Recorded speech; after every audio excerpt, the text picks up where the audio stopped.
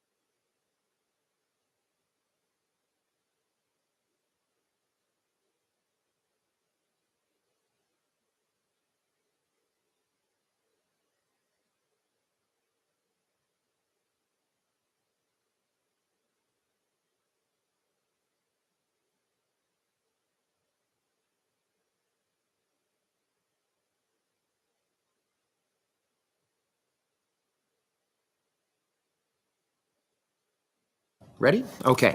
Good evening, everybody. Welcome to the West Valley School District Board of Directors study session. It's Tuesday, July 23rd, 6 p.m., and I'll call the meeting to order with the Pledge of Allegiance. Ready? Begin. I pledge allegiance to the flag of the United States of America and to the republic for which it stands, one nation, under God, indivisible, with liberty and justice for all.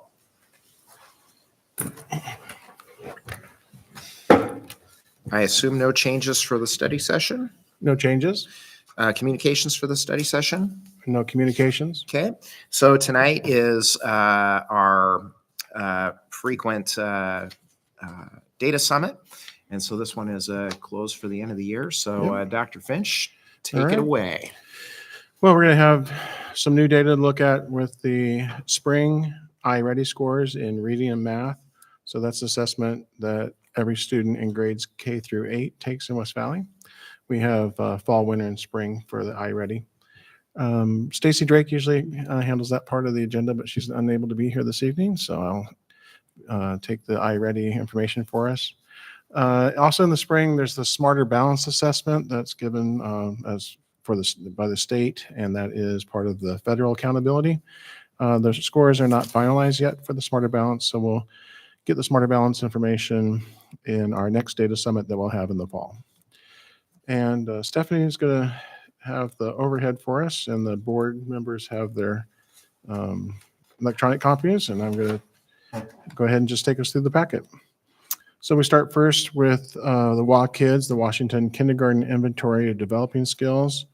And we had shared this with the board previously, but I always thought it was important to have our early learning data in here. Also, the board at our last study session for the data summit, they had asked to include the Washington State data so we could take some comparisons between the state and the district. And so I included that in the packet this evening. So on page 4 is the Washington State data for WA Kids, and there was a little bit of a dip, you could maybe say during probably due to COVID, but then there was a nice jump for the state from 53 to 57%. 57.9% of students meeting all 6 of the kindergarten readiness standards. If we look at the next page, page 5, West Valley, we actually had a dip. We were above the state average in October 2022 at 60%, and then we had a dip last year down to 51%. We can take a little bit closer look at the data here on the next pages. On page 6 shows Washington State data for the 6 domains that are assessed with the WA Kids assessment. This is an assessment that's observational. It's done by teachers, our kindergarten teachers, during the first 2 months of school. So the areas are cognitive, language, literacy, math, physical, and social emotional. You can see that the lowest area for the state is math. And if we look on page 7 for the district data, we can see that the lowest area for the district is also math. So the math readiness skills is an area we already had identified that as a focus and had a workshop for our early learning partners in the spring that focused on math, and we'll continue to have a focus there. But just in general, you can turn the page. Page 8 looks at Washington State and looks at all students and then disaggregates it by the 6 areas. And so you can see that for all 6 areas, there was that 57.9%, and then 5 out of 6 was 15%. And if we turn the page and look at West Valley, that's page 9, then our 6 areas, that was 51.3%, and then the 5 out of 5 was 14.9. So, maybe you would hope to see, well, maybe the 5 out of 6 would be a little bit higher if we had that dip, but there really is across the board lower scores that we saw in our kindergarten readiness. It's basically disappointing to see that because we put a lot of effort into our kindergarten readiness, and but we will continue to have our community partners at the table. We'll continue to focus on kindergarten readiness in the district and do everything we can to have students entering with 6 out of 6. That's our goal, is that kindergarten readiness standard. Dr. Finch, do you have Yes. any hypothesis as to why we saw that dip? Unfortunately, I'm be honest and open with you. We were surprised by the dip. We've had engagement. We've had additional preschool classrooms offered by the district with our transition kindergarten. And at our last data summit, the board had asked for some more disaggregation of data. So this could be something that we would take a look at, and we can pull out and take a look at students that were in transition kindergarten and compare that to students that were not, and give some more information on this. Okay. I know we've been partnering with a lot of the preschools Mhm. for a number of years. How long have we been doing that? It's been over 10 years now that we've started with our pre-K initiative and now called Early Learning Initiative. And we do have 20 community partners that are at the table.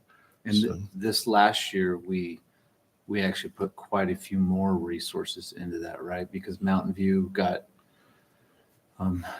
their preschool program up and running, and I think another school did too. That's a good point. So we wouldn't see the benefits of that until this coming year. That was a new program for preschool during the past school year. So as those kids come into kindergarten, hopefully we could see an increase as a result of those efforts. Was there another school though that we did that for?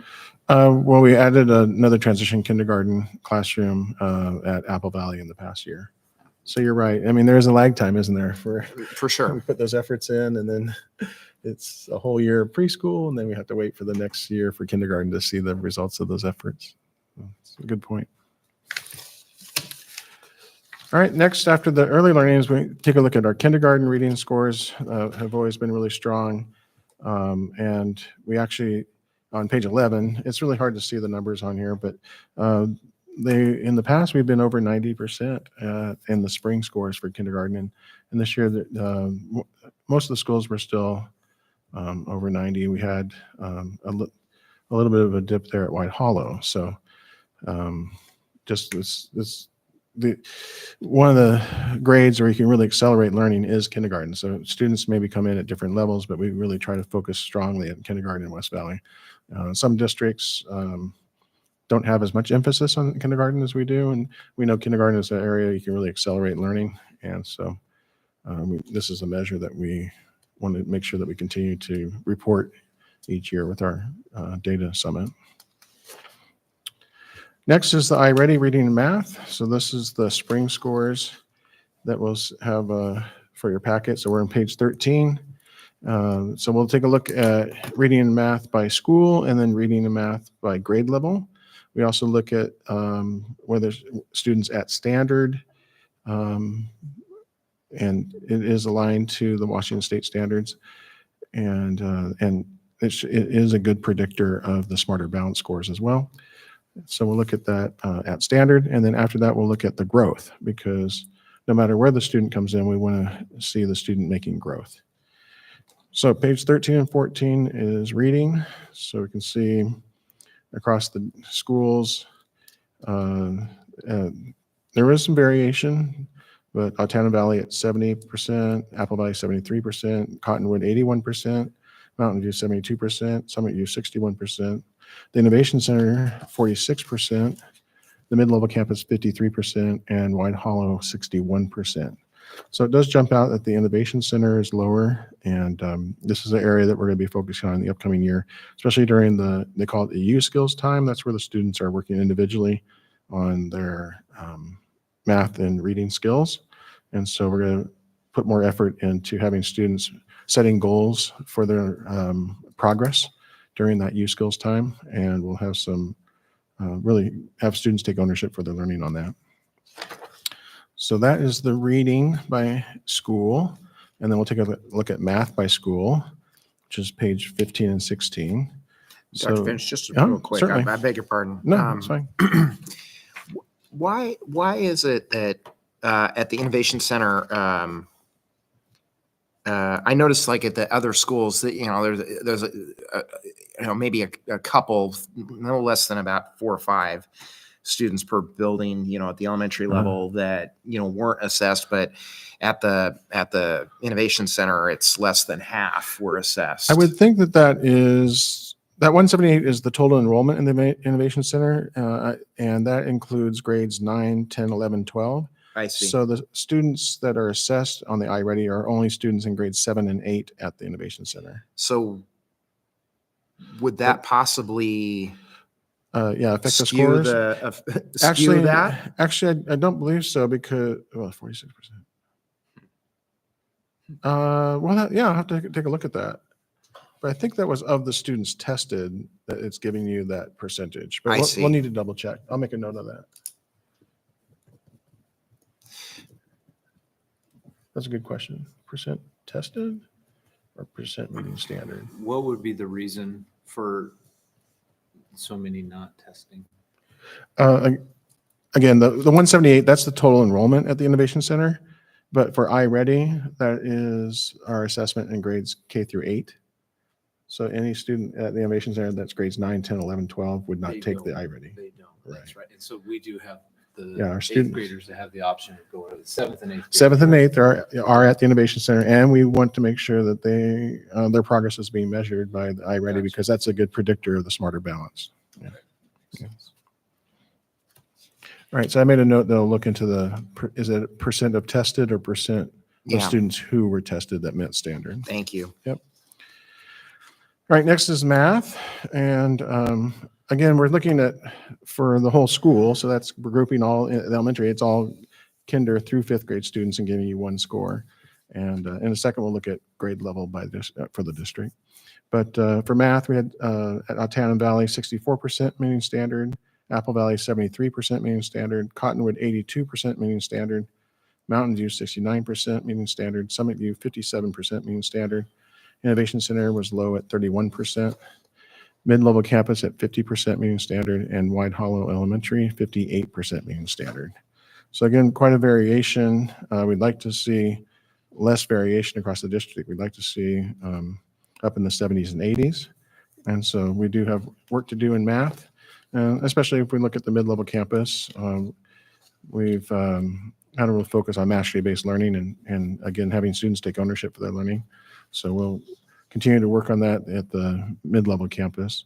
At the mid-level campus, we also have eventually students have the option to go into algebra as a 7th grader and geometry as an 8th grader.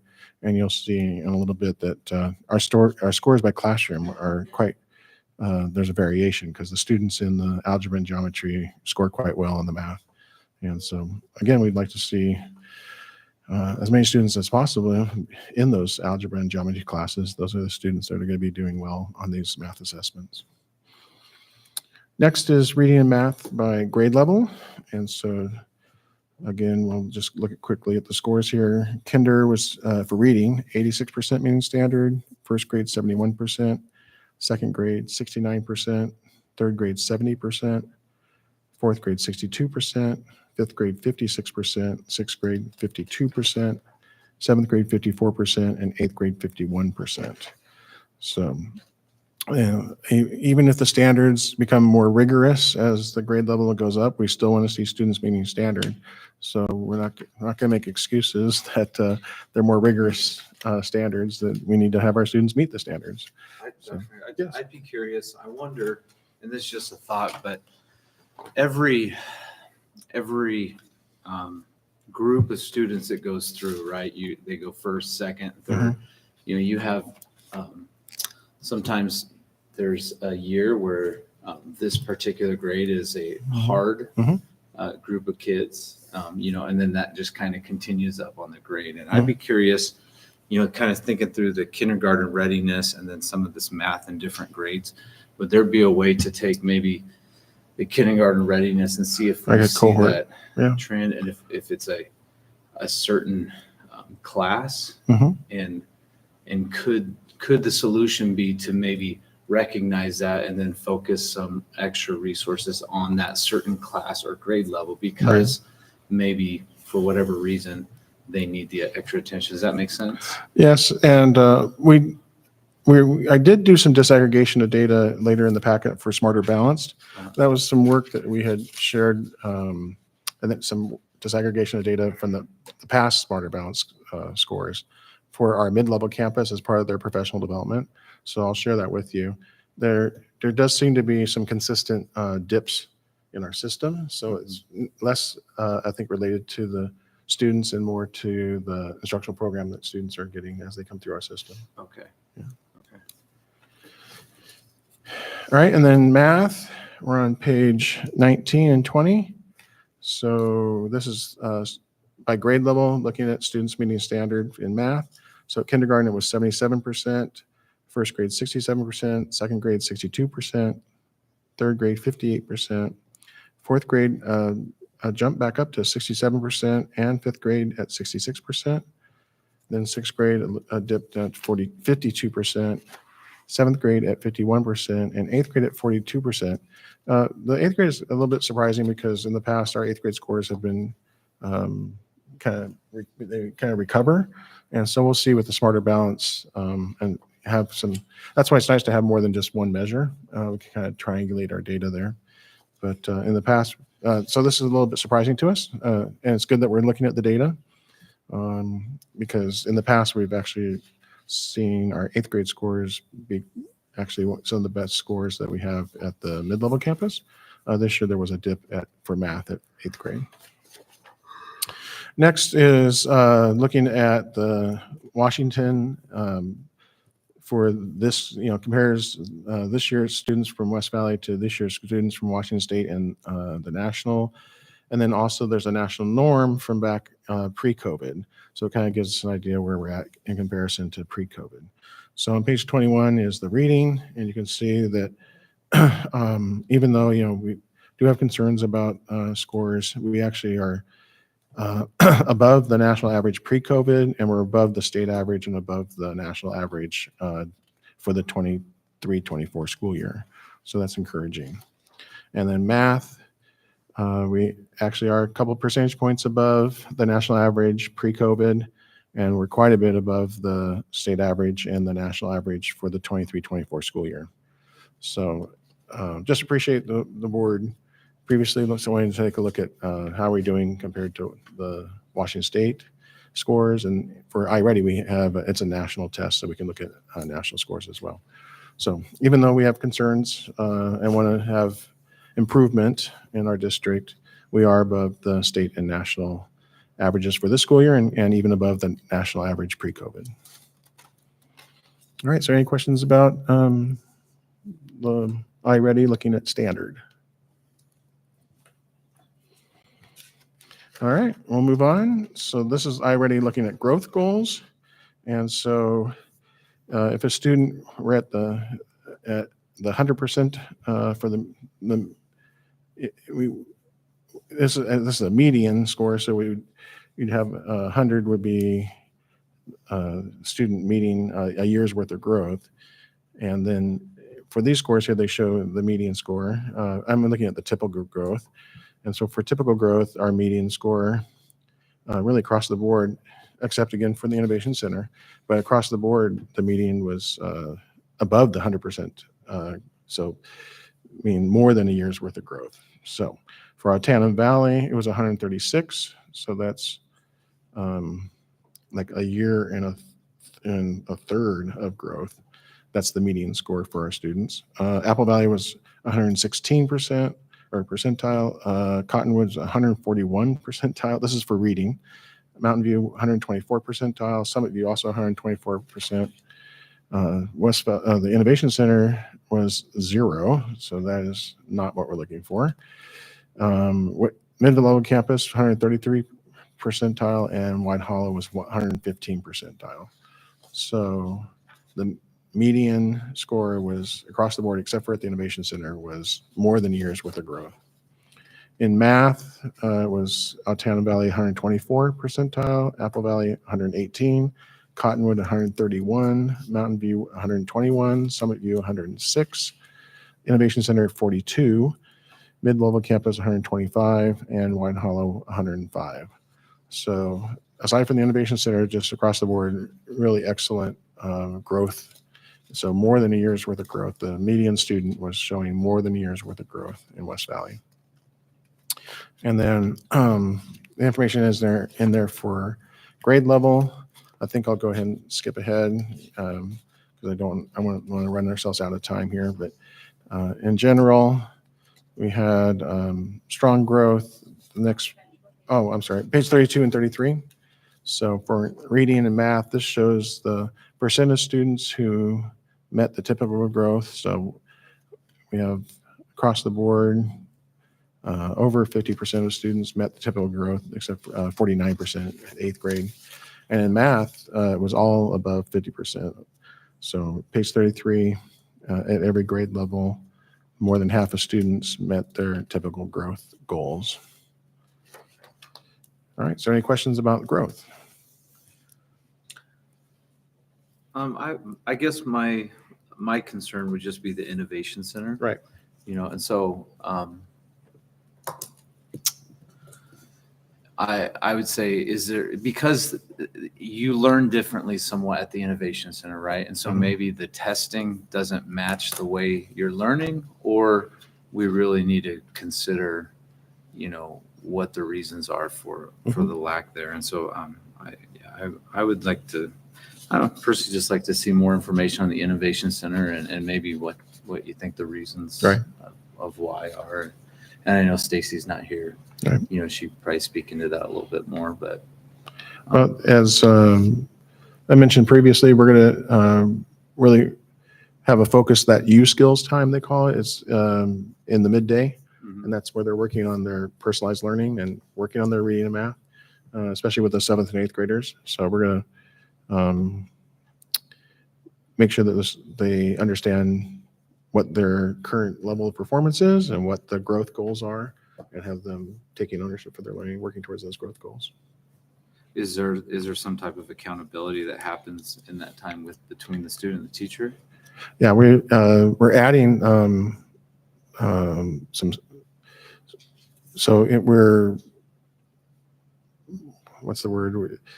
In some of the, I had shared that in our budgeting, that some job descriptions were changing for some staff to meet the categorical funding. And so we were able to identify this as a need for our 7th and 8th graders. We're able to access the current technical education funding for 7th and 8th graders specifically, and then have some staffing that will focus with those 7th and 8th graders during that U skills time. So that's it kind of how it all fits together. And in working on the budget, looking where our opportunities are, looking at staff that we have, and can we maybe change some of their job description a little bit to meet some of the needs for the district, and then also to have that all be appropriate use of funds for the categorical use of funds. Yeah. So that was actually an area that we saw a need, was those 7th and 8th graders. We had some funding to do that, and so we're adding some staffing to focus on that. Okay. Thank you. Yeah. All right. Next, we're looking at the iReady reading and math by classroom. So again, I apologize for the font on here. And we'll just work to make sure that we can, maybe we'll split this into two sections next time or something like that. We can zoom in. We're good.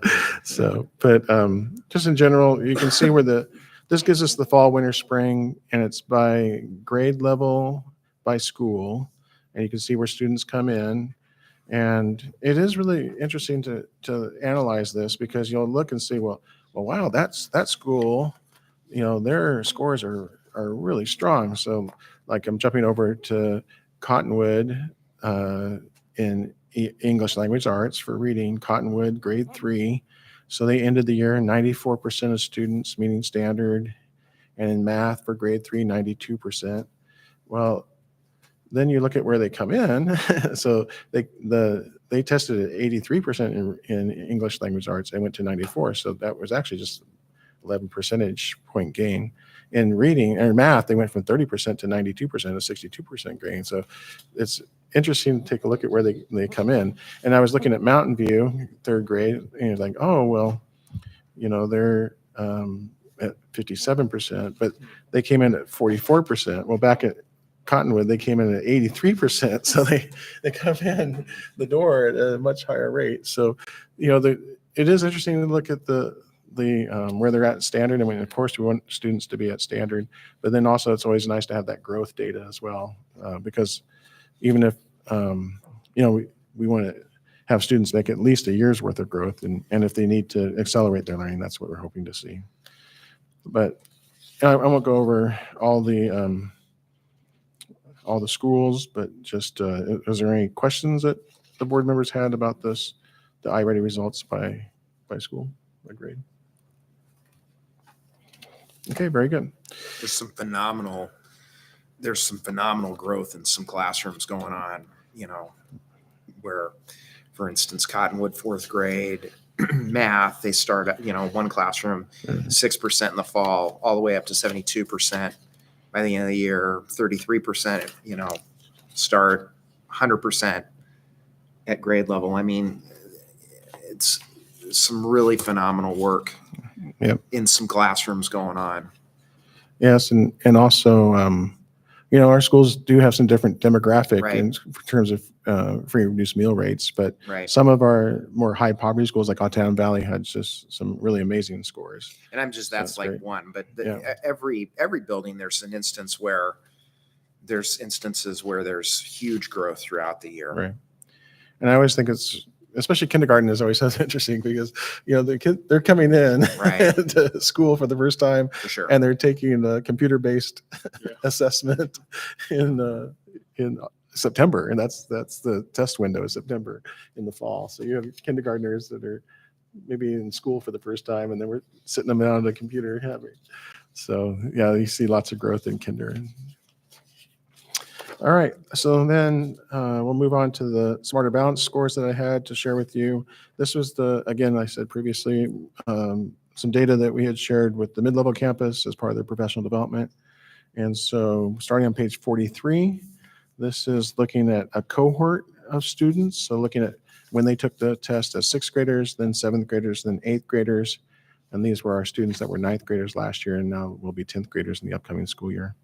So this was looking at the blue is West Valley scores versus Washington State is the orange.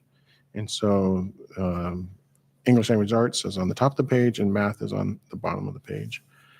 And so this is the math. This is where we saw, just to point out, this is where eighth grade math, in the past, we've seen a real nice rebound on the scores. So on page 43, if you look at math, as sixth graders, this cohort of students had only 30% of students meeting standard. And this is also, that was coming right out of COVID. So 30% meeting standard. Then they were up to 40% the next year as seventh graders, and then 54% meeting standard as eighth graders. And that 54% was much higher than the state average of 32%. So that was kind of what we've seen in math. Would you say that big jump is due to maybe teachers that they're getting in eighth grade? I always try to bring it back to instruction. A lot of times, for kind of first initial reaction, people are like, well, what about those kids? But they're coming through our system, and I do think instruction makes a positive difference on learning. So yeah, The eighth grade team there has worked together for quite a while. They use station rotation. They use, really those best practices. And not to say the other teachers are not doing that, but just, having the longevity in the position, understanding the standards, using the station rotation so you can give individual attention to students. Really, with the station rotation, then some students are working independently on the iReady instruction. Some are working on their classroom assignments, and then some are getting small group instruction by the teacher. That small group instruction is also what some of the research has called high dose tutoring. So you're getting tutored in a small group, and you're able to really have your questions answered by having small group instruction. So that's really ideal. So do you see like if you were to look at the class of 2026, do you kind of see the same jump? Well, yeah, that we definitely will be looking at the data Like here's 20. when we get our scores coming in and when they're finalized. So we'll be doing the same disaggregation of data. And that was something that the board had asked for, disaggregating data by grade level and also by cohort. So we'll be continuing to do this type of disaggregation. I included this because the board had asked for disaggregation of data, and I had remembered that I had worked with the mid-level campus staff already and had disaggregated this data. And so we'll continue this when we get the spring 2024 scores. So this is spring of 21, 22, and 23, and we will have the spring of 24 here soon. All right, so that was page 43. Page 44 is looking at students who were in 8th grade last year and will be 9th graders this coming year. So that's the reading and math for West Valley compared to Washington State scores. And then the next page, 45, is students that were in 7th grade last year will be 8th graders this coming year. And then page 46 is just disaggregation of data between our white and Hispanic students. So white students in West Valley about 50% now, Hispanic about 40% of our student body, and about 10% other. So the two major groups that we disaggregate are the white and Hispanic. We can see that there is a difference in achievement. On the bottom of page 46 in math, it is encouraging to see that our Hispanic students went from only 15% mean standard in 6th grade to 27% mean standard to 40% mean standard, but there's still gaps, and we definitely want to close the gaps. And that's been a focus that we've had from the school board and a focus across our district. So we'll continue to keep that a focus of closing those achievement gaps. Page 47 is looking at our current 8th graders, and now will be 9th graders. This is seeing that we have persistent gaps, achievement gaps between white and Hispanic. Page 48 is the class of 2029, which is current 7th graders. And again, we see the persistent achievement gaps. Page 49 is looking at disaggregation of scores of low-income students and non-low-income students. And we do have achievement gaps between our low-income and non-low-income. Page 50. And low income being defined as free, qualifying for free and reduced lunch. That's correct. Yeah, free and reduced meals. Yep. Page 50 is looking at disaggregation of low income, non-low income. Those are the current 8th graders. Next page is 51, current 7th graders. And so again, just what the takeaway is that we have these persistent achievement gaps in our system. Page 52 looks at students who qualify for special education. That's IEP, students with IEP versus non-special education. And we again have gaps with both ELA and math. That's on page 52 is our current 9th graders for last year. Page 53 is current 8th graders. Again, persistent gaps.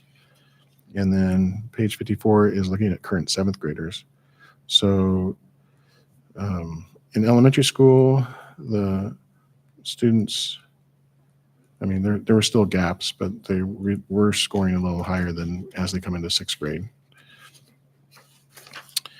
All right, and then next is looking at our demographics. And Michael Thorner had contacted me and asked for some of the actual numbers. So I included that in a hard copy in the board packet. So we have student enrollment, all students in the district, that's 5,603. That was for the 23-24 school year. So I included that, and then I also had the student discipline, the actual numbers for that. In the board packet on page 56, that's the Washington State demographics. So across the state, you can see in ethnicity, the minority are now majority in Washington State from the 23-24 school year. So white students make up 48.4% of the population. And you can see the largest ethnic group is Hispanic at 26.2%. For teaching, teacher demographics across the state, the majority of teachers are white females.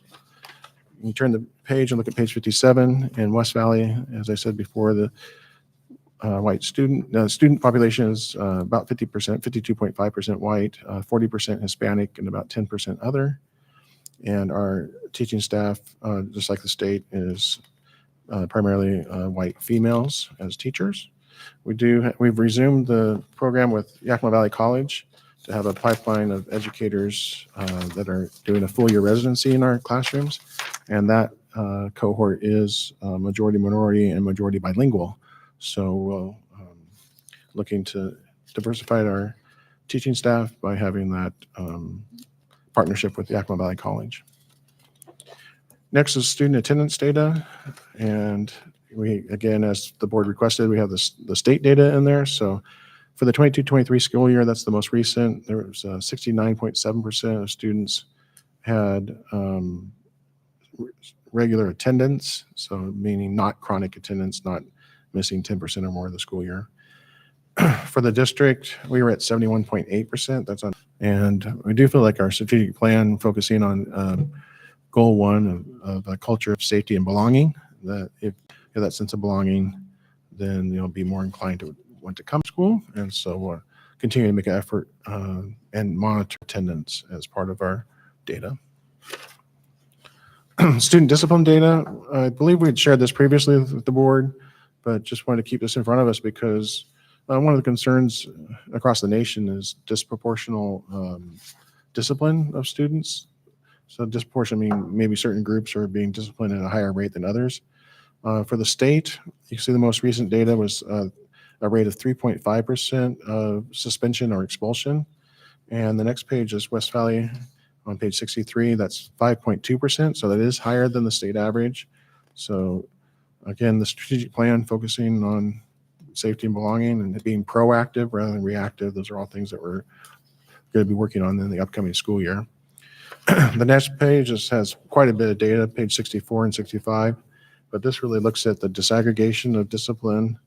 And so the ones that we've focused on have been the previous page with the ethnicity and then students with disabilities. So at the state, there is disproportionality for the state. It's at the bottom of page 64. So the most recent is the 22-23 school year with 6.9% of students with disabilities having a suspension or expulsion, whereas students without disabilities at 2.9%. So that is disproportionate.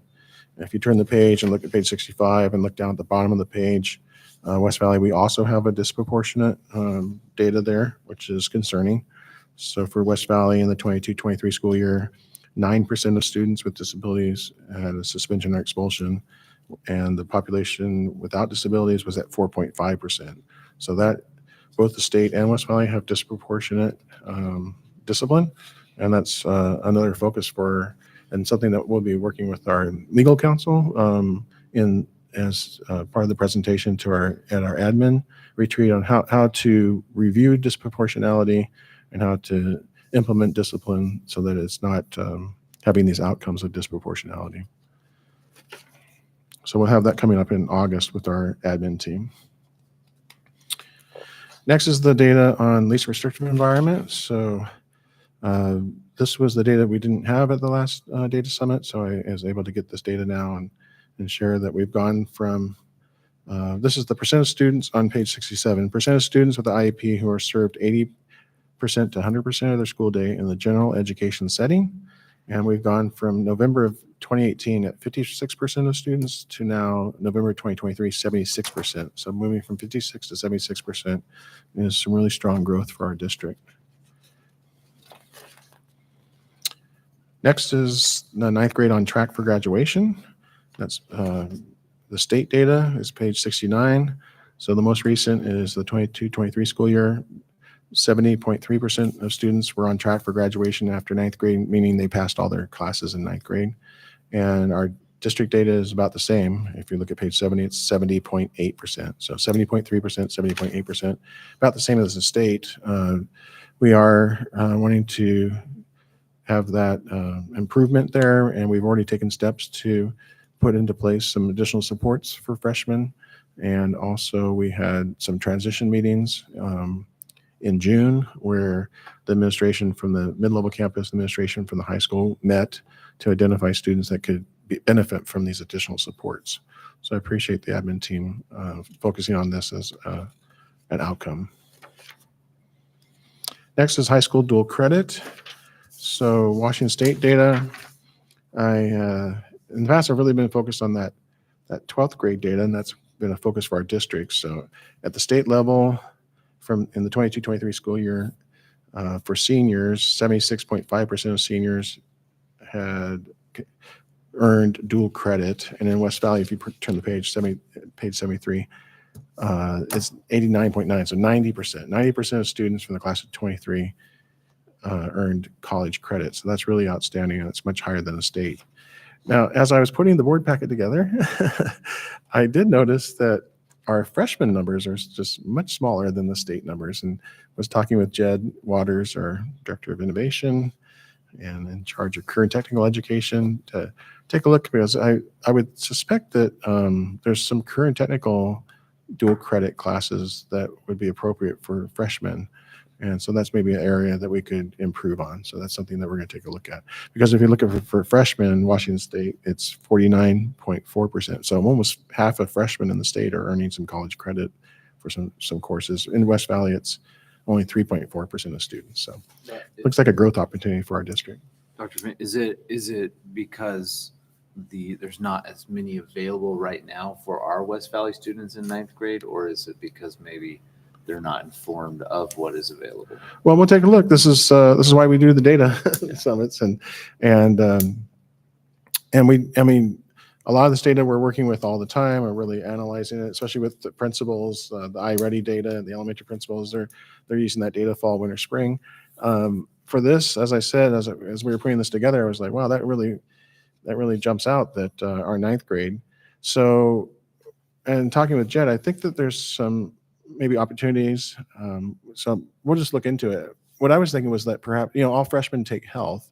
So maybe there's some opportunity to have a career and technical education articulation for that health credit that could maybe be, maybe be a dual credit.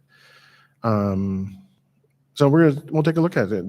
Jed's going to dive into that, talk to colleagues, talk to the state, see where the areas are that those ninth graders are getting the dual credit.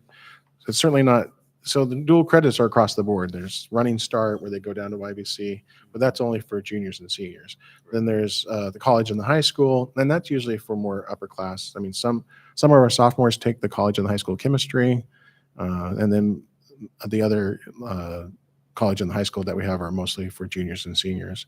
But I was thinking some of the career and technical education dual credit, the CTE dual credit, that might be something that our ninth graders might be able to have an opportunity. As to answer your question, we don't currently have those offerings for the ninth graders, but that's something that we can take a look at and develop in our curriculum offerings. Yeah. Next is the graduation rate. So again, this page 75 is the state graduation rate, and you can see it's slowly but surely going nudging up a little bit.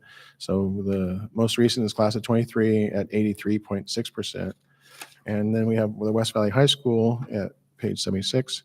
So that's been a steady climb and up to 90.3% for the class of 2023. So we've kind of gone from the state average to above the state average in the last couple of years. So that's real encouraging to see. So we're at 90.3% for West Valley High School. Next is military service. So this is something that the board has asked for in the past. So on page 78, you can see students from the class of 2024 and all the various opportunities that our kids have, some going on to higher ed and doing ROTC at college level, some going directly into the military, some doing National Guard. So just really exciting to see all the different opportunities for our students. And then another section of the board packet here is something that was requested by the board. And this is data that we haven't had in the past. So this is the registered apprenticeship and an internship data. So on page 80, you can see that we had 3 students do paid registered apprenticeships. One was with MBI Construction, and she's continued on working there after graduation. The others were in district, but those were paid positions with our IT department. And then we had unpaid positions, and we really appreciate the community partners that help to place students. So those are, you can see the different community partners that we have there, but Summit Thrift, Ray's 56th Avenue, Stein's Ace Hardware, Apple Valley Elementary for student that did an internship for early learning, and Ray's at 72nd Avenue. So appreciate our community partners, and you can see where they've been placed, and we're always open to more partners. So that's Jed Waters also is the person that helps to develop those placements. Dr. Finch, are they Yes. doing these during the school year, or are they doing these during summer? Well, the some of the internships do start in the summer, and they can make money in the paid internships, so they can be paid over the summer and then continue working the school year. So I know that's like at PEXCO, and we do have a student that's going to be placed at PEXCO again for this upcoming school year. But the unpaid ones, I believe, are not during the summer. Those are during the school year. Yeah. All right, next is the data for FAFSA. The board had asked for an update on this, so we had this data updated as of June 17th, and this is on page 82 of the packet. And so unfortunately, just like the nation, we had a dip in the FAFSA completion this year, and some are blaming the new FAFSA process that it didn't get rolled out in time. But also we've seen in general decrease in students' interest in going on to higher ed. There's been a decrease. And so we'll see that also in the data coming up. But bottom line is that this has been the lowest FAFSA completion that we've had since we've been tracking this since the class of 2018. So we were at 40. Nationwide, too. Yeah, it has been nationwide. So we were at 44% of students completing a FAFSA for the class of 2024, and that's down from the previous year at 54%. Next is the postgraduate data. So let's check the time. I think we're right on time. So postgraduate data, again, in the past, we haven't looked at the state data, so I included that. So there's the state data and then the West Valley data. So page 84, we'll just look at the top line there that students across the state, about 32% of students from the most recent data, which is class of 2022. So 32% went on to four-year college, 20% went to a career or technical college, went to a community or technical college, and 48% did not go on to higher ed.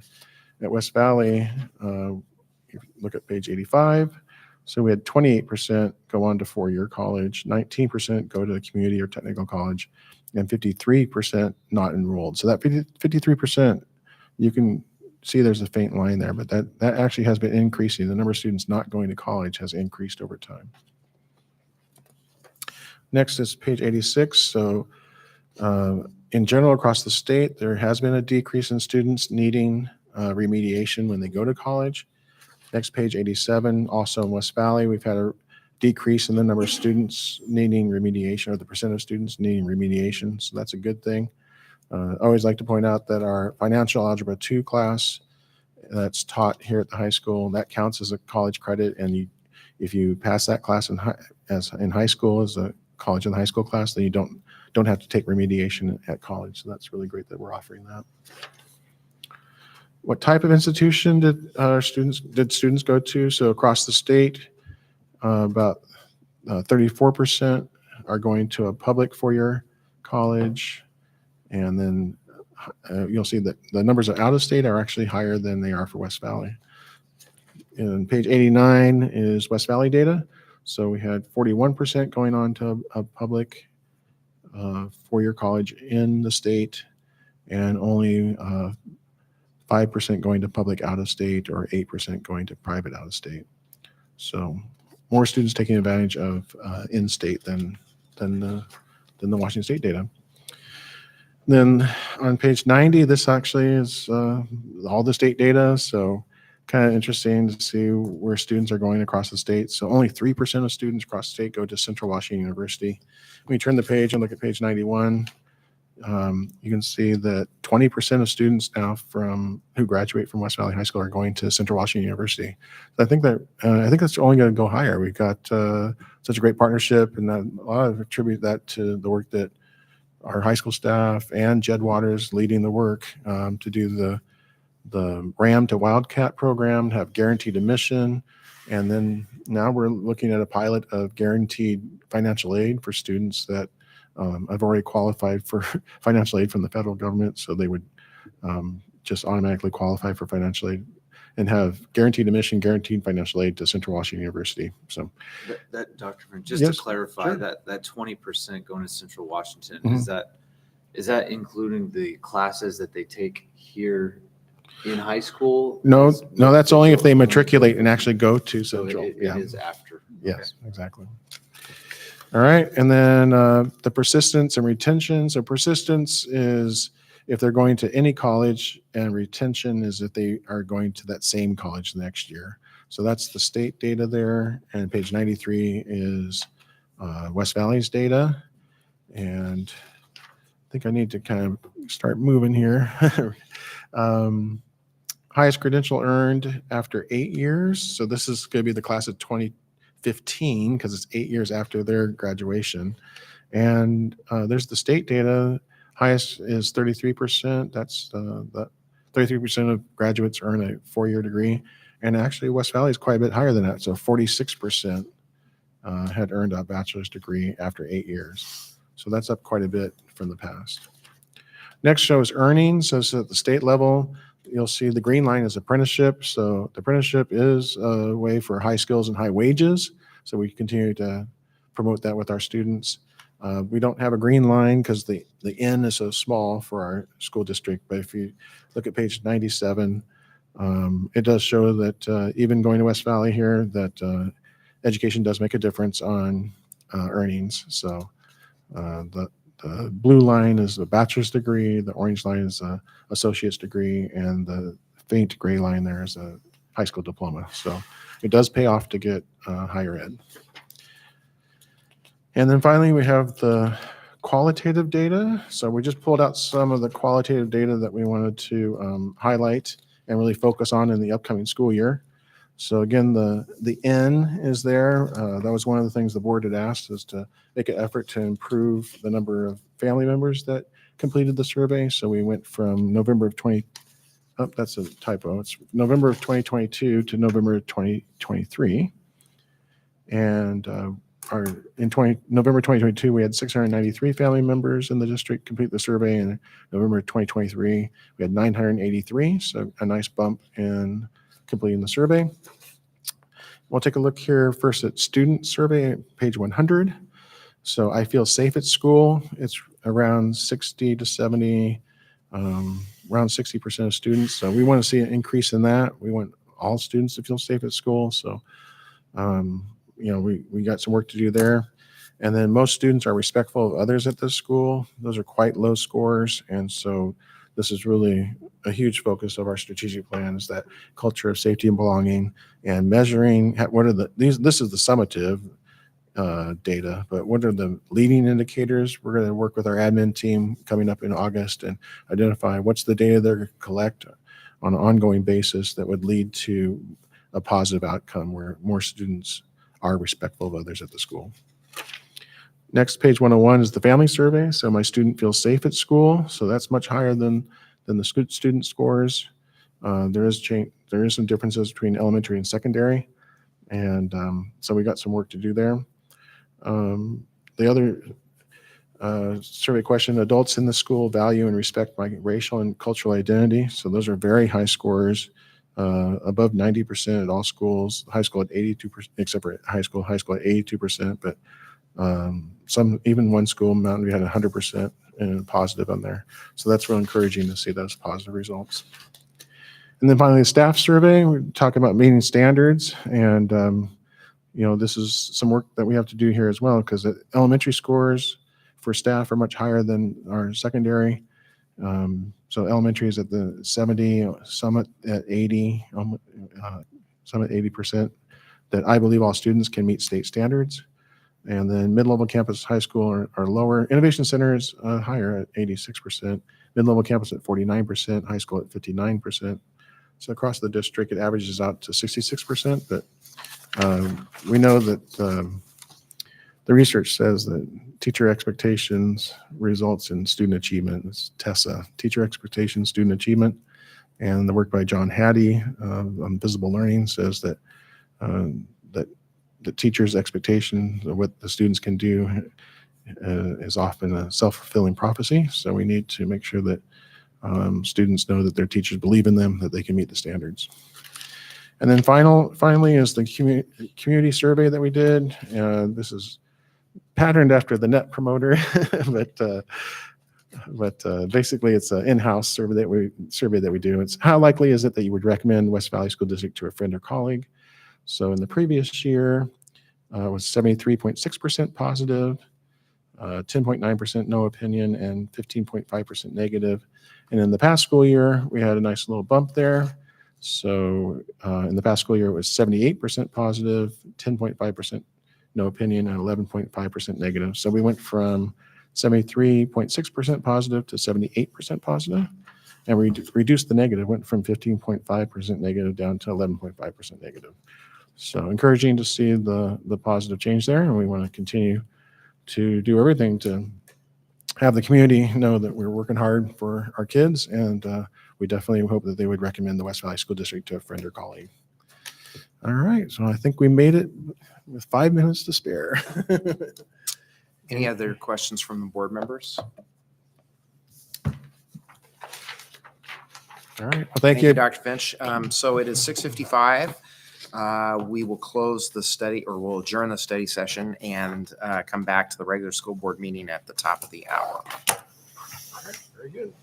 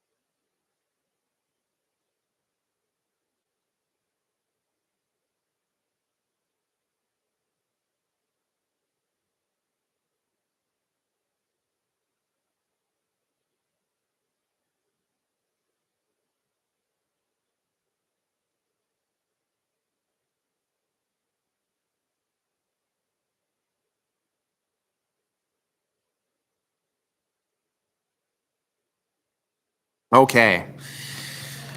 Good evening once again. Welcome to the West Valley School District Board of Directors regular board meeting. It's Tuesday, July 23rd, 7 p.m. I'll call the meeting to order with the Pledge of Allegiance. Ready? Begin. I pledge allegiance to the flag of the United States of America and to the republic for which it stands, one nation, under God, indivisible, with liberty and justice for all.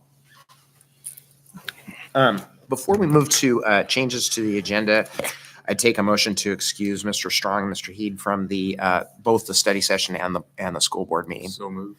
Call for a vote. All those in favor, please signify by saying aye. Aye. Opposed, same sign. Motion carries 3-0.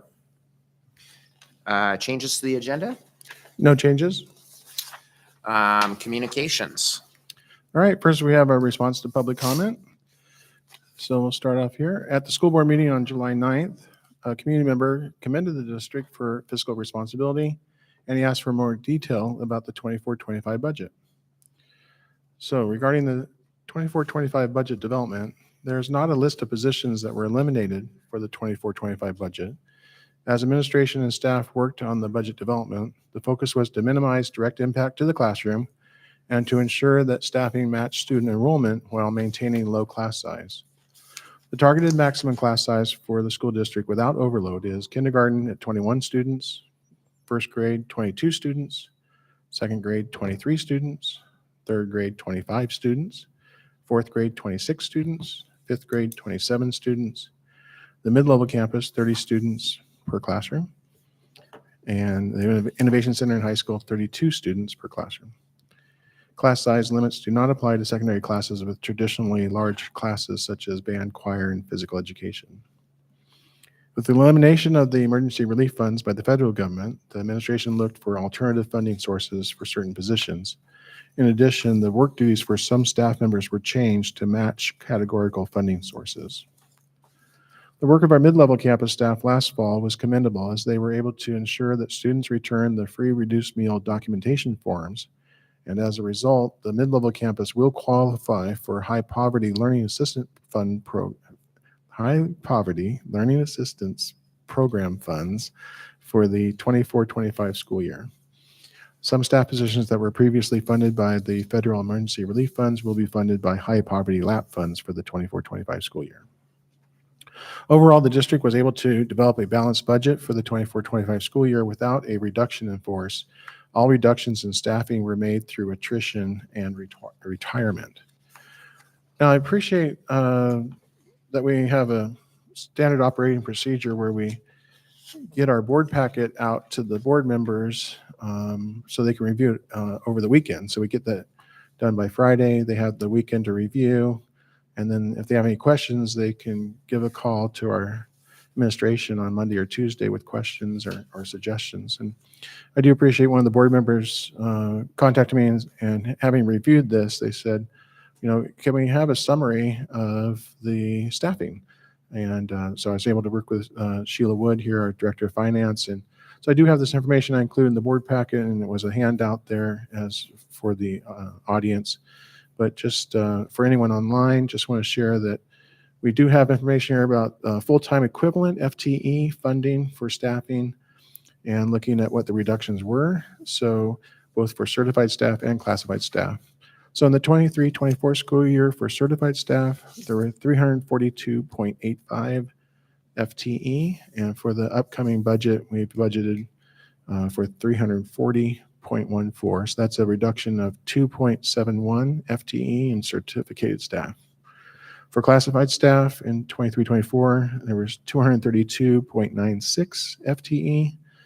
For the upcoming budget that we're presenting this evening, it's 228.66. So that's a reduction of 4.3 FTE. Those are full-time equivalents. So a full-time equivalent for classified staff is someone that would work year-round. Many of our paraeducators don't work year-round, so the 4.3 is at FTE. So again, certificated staff reduction of 2.71 FTE and classified staff reduction of 4.3 FTE. And again, I appreciate the school board member contacting me and asking for that additional information.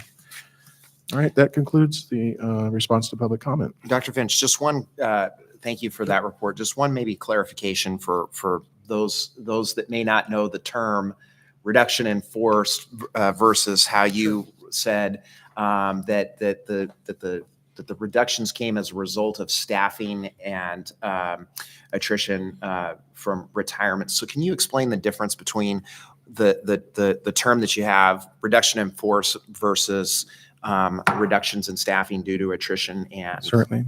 Yeah, Yes. certainly. Yeah, all throughout this past school year, when there was someone who resigned a position, we did not fill that with a permanent position. We filled that with a long-term substitute. So those were both for certified and classified positions. So we had these positions that were available. Someone, as we saw, that we had to make some reductions in those positions, but we had enough positions that we did not have to do a reduction in force. With our certificated staff, we had retirements, and so we were able to plan for retirements. And we did have a few people that resigned to take jobs elsewhere just for family reasons and such. So the reduction in force is what happens when you're in a more of a budget crisis and you have to identify that there's going to be reduction in the number of staff that you have, and then you have to notify staff of a reduction in force, and then there's certain timelines that have to be followed for that. It's a RIF, reduction in force, another acronym in education. But for the RIF, it becomes a pretty stressful time for the staff, and some unknowns on whether they're going to even have a position in the upcoming year. So we did our best to not have that type of anxiety and stress on the system and on our staff, and of course that translates to stress on families as well. Sure. So we did our best to hold positions, give ourselves some flexibility. We didn't come out with a big hiring freeze, but really what we did was we had a hiring freeze. Sure. So that any positions were filled with substitutes, and we're holding off on making permanent hires on those positions. And so that really gave us some flexibility as we looked at the budget coming up. And so we wound up not having that stress on our system of doing the reduction in force. And again, we were able to have any reductions that were made through attrition and retirement. So just really appreciate the team approach that we have in West Valley with our administration, working with staff, and just coming through this budget season with a balanced budget that we were presenting to the board this evening. And thank you for the opportunity to clarify that, because the RIF can be very stressful, and we were able to balance our budget just through the attrition and retirement. Thank you, Dr. Finch. So item 5B is Risk Management Award. Yes, very good. So we do have visitors here this evening, so they can come on up. Austin Chamberlain and Aaron Sheneman from Clear Risk Solutions, and Mike Hummel is local here from Marsh McLennan Agency, and they have a presentation to the school district, and especially to the board. They also asked if they can get a photo op here in a second. So we got Jed Waters said that he would take the photo for us. Gentlemen, they're all yours. Oh, thank you, Dr. Finch and board. My name is Mike Hummel. I'm an insurance broker with Marsh McLennan Agency. My team and I are fortunate enough to handle the insurance program for the West Valley School District. That program is run through an insurance pool called the Schools Insurance Association of Washington, which is administered from the great folks at Clear Risk Solutions. And they are here today to bestow upon you an award for exceptional risk management. As a parent of students in this district, I love it. It's a safety thing, a good risk management. I've worked closely with Joe Connolly in building this out and putting it together, and it's really well done. And so thank you for doing a great job. And with that, I'm going to hand it over to these guys. Thank you. Aaron Sheneman, I'm a senior risk manager for Clear Risk Solutions. I work directly for 2 school programs that we administer. Austin Chamberlain is a risk manager for both school programs. I've had the privilege to work here for about 20 years now. The first 10 years I worked strictly with the small schools. The last 10 years I've been with the larger schools. I had the privilege to work closely and coming down and doing playground reviews or whatever we needed down here at West Valley over the years.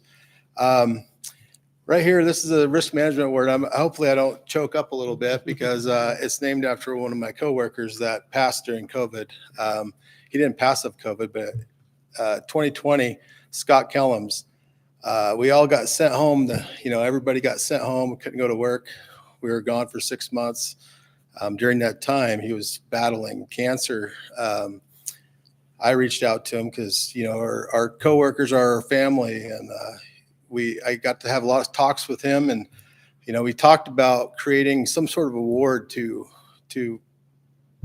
give our clients that are proactive, that really want to keep kids safe and really protect your property, protect your assets. And that's what we do. We insure your property and your liability. So those are the two things. If we can keep kids safe and protect our property, it helps the pool. So this award is generated from 22-23 school year. This is the last school year, not this school year. Looking back at your data, it was a no-brainer for West Valley to receive this award. Since I've been there, you've always been proactive in loss prevention. Your loss ratio was almost nil.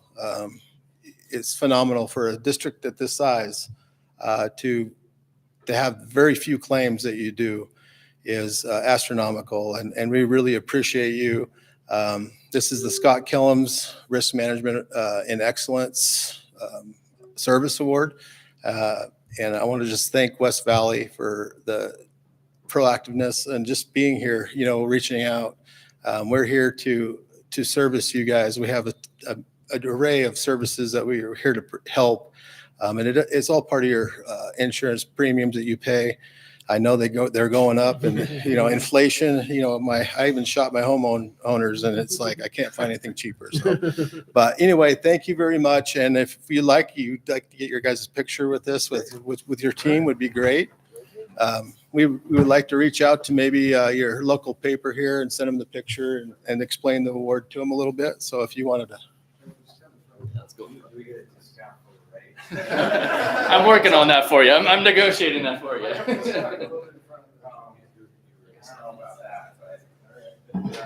can tell you're the lowest. All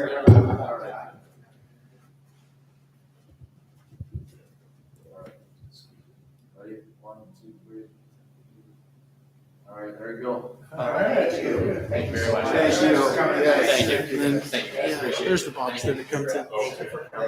Thank you. Yes. Here's the box. Oh, yeah. Yes. Thank you Yes, very much. absolutely. Well done, guys. Thank you. Appreciate it.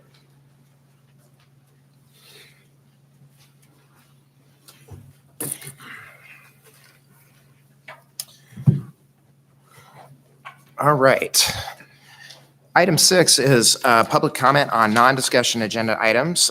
This is our time, every meeting on pretty much anything that goes except for the agenda items. We'll have another public comment period on the budget, which is our discussion item our one discussion item this evening. So public comment on anything other than the budget this evening. Now is that time. I'll open up the public comment period to that. Nobody signed up either. I'll go ahead and close the public comment period. Next up is approval of consent agenda. This is the business meeting, and per our usual course, we have approval of minutes from July 9th, approval of vouchers and payroll, financial reports, approval of employment contracts, approval of retirements, resignations, and separations, and approval of leave requests. And that is the consent agenda. I would entertain a motion to approve the consent agenda as presented. I motion. Thank you. I'll call for a vote. All those in favor, please signify by saying aye. Aye. Pose same sign. Motion carries 3-0. Item 8 is the discussion item on the 24-25 budget. Just as a reminder, this is the second public hearing that we are required to have by law to approve the upcoming school year's budget. Director of Finance Sheila Wood is here to again talk with us about this school year's budget. She had a wonderful presentation for us last time, and some supplemental information from Dr. Finch earlier in the meeting. So take it away. Good evening. Thank you for having me. My name, for those of you that don't know me, is Sheila Wood, Director of Finance. And this evening, I am requesting approval of the 24-25 budget for all funds, as well as the four-year forecast and the enrollment projections. You should have a memo and also a resolution in your packet. Does the board have any other questions for Ms. Wood? Okay, thank you. Sounds good. Thank you. Again, item 9 is our second public comment period, and as I just stated a moment ago, per Washington state law, this is the second public hearing on the 2024-2025 school year budget, and this is now the public comment period on the second public hearing for the 24-25 budget.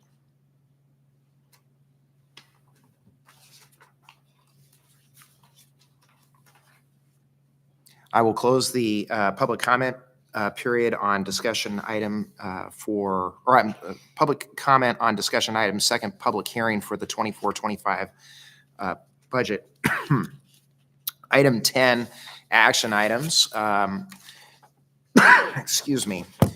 10A is approval of travel requests. Dr. Finch has a request for a superintendent's forum, the National Superintendent's Forum in San Francisco, at no cost to the district. I think Dr. Finch is presenting as well. All that information was in the packet, and that's upcoming in December. I'll go ahead and make a motion to approve the travel request and call for a vote. All those in favor, please signify by saying aye. Aye. Pose same sign. The motion carries on the travel request 3-0. Next up, item 10B, approval of resolution 2407766, which is the approval of the 2024-2025 budget adoption and four-year forecast. Is there anything else from the board before anybody would like to make a motion to approve resolution 2407766? I'll make a motion to approve resolution 2407766. Thank you. Call for a vote. All those in favor, please signify by saying aye. Aye. Aye. Opposed, same sign. The motion carries 3-0. Before moving on to items arising, again, just would like to give, on behalf of the board, our sincere thanks to administrative team that are here and that are not with us, as well as our staff coming together, and also our bargaining groups as well, because being able to come to resolution with all of our bargaining groups is extremely helpful as we have to put the budget together. And so I'm just really thankful for everybody in the district coming together and coming alongside of us and getting this taken care of. So very good. On to item 11, items arising. Nothing this evening. Okay. Item 12 are reports. We have a travel log report. Does anybody have any questions on travel log report? It's a little scarce this time of the year. I get it. Item 13, superintendent's report. Just as requested, I had found the information that there were a couple questions at the last board meeting. One was about the IPD, which is the implicit price deflator. It's a measure of inflation, so I included that in the report, and then also the change orders that we've had on the track and field project, and I included all that information in the superintendent's report. Thanks, Dr. Finch. Pardon me again. Item 14, board reports, board development. I just have one brief item. This is mainly for the community and for the folks that are watching on YouTube. On the district's website is a I don't even know how you would call it, like a form that you can fill out online that generates an email to all of the board members. And we're experiencing some technical difficulties with that. And so we're taking that down, not because we don't want to hear from our community members, but we're taking that down temporarily until we get some bugs worked out.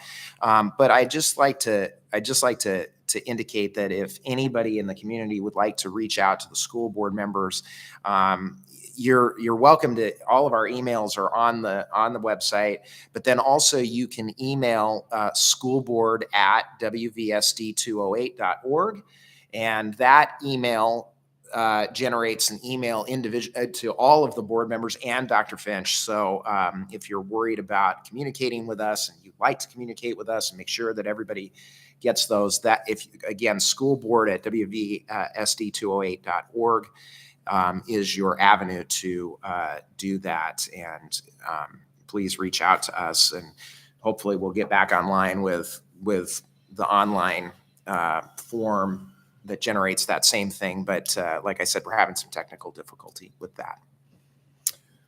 Okay. And with that, we will now go to item 15, which is executive session. And this is continuing our discussions with Dr. Finch on performance of a public employee. We will go into executive session for 30 minutes, coming out at 7:51, and no action will be taken at that time. We will adjourn the school board meeting.